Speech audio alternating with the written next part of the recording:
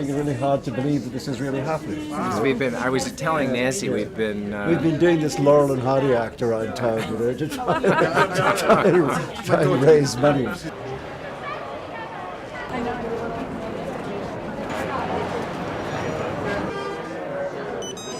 I was stunned by the turnout. I just, when we got out of the taxi on the corner of 43rd Street and the line was snaking around the block, this is for literature? We wanted to offer New York a literary festival, an international festival, because New York is one of the great international cities. There are people here speaking 200 different languages living in this city. We felt that there was a gap in the culture of the city that we could fill.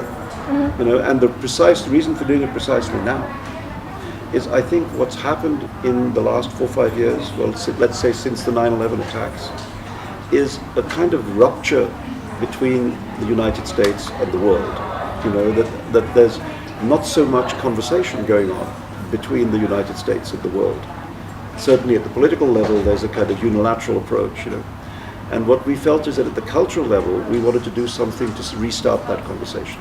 That we thought it was really important for Americans now to hear the voices of the world. I feel insanely proud of it, especially because you see the audiences, and they're all young. They're not. It's really is. Someone told me that the place was packed at Cooper Union last night. Packed, standing room, and this is sold every city.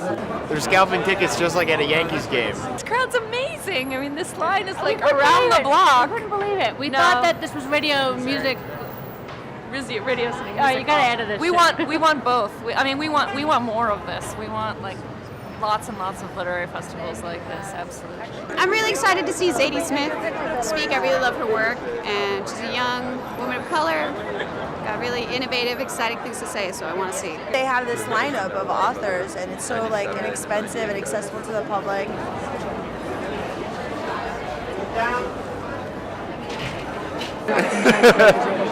Because of the writers, and I love the New Yorker. That's why I'm here. So you see, you are a child. You have many wives and many children, more children than I have. You are a great man in your clan, but you are still a child, my child. I'll take a picture of us together. Oh, we can do this. Look at this now. I have to learn to use this. I'm obviously sure. Yeah, I'm sure that there is another way of, not by going all the pictures one by one. How interesting is this? Watching him look up his old pictures. Like this is an immortal moment. There he is. Wow. Whoops, it just went off. Oh, no, it's okay. Oh, we to return back. Oh no, we went back to the beginning? Yeah.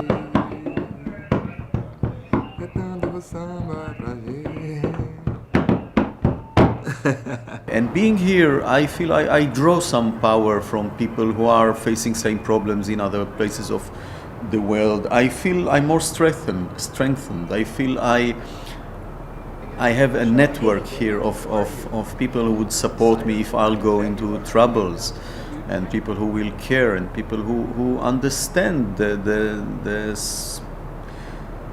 loneliness and the solitude of a writer who sometimes has to stand against his society, not to join the choir.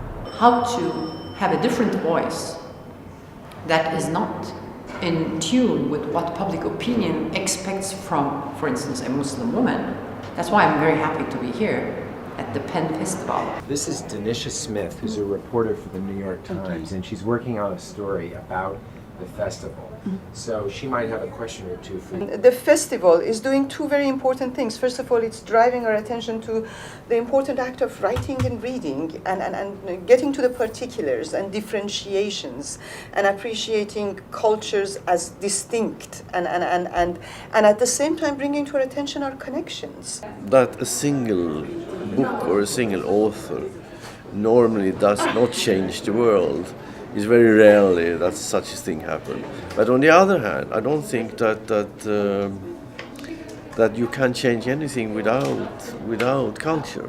At this point in history in the world where nationalities, ethnicities, gender identities are being eroded by religious fundamentalism at every level, by political fundamentalism, by racial fundamentalism, that you can have a place of dialogue that is not about that. That is about the beautiful fact that we are all flawed and that we're never more beautiful than when we can own that flaw, because that's the one moment of transformation.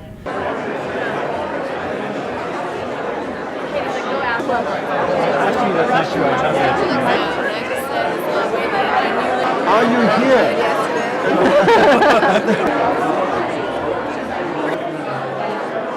I would like to welcome everyone here on this beautiful, beautiful Sunday night at the end of this great festival. And I remember it's 2 years already that Salman and Michael came and we had lunch, I think, here. Did we have lunch?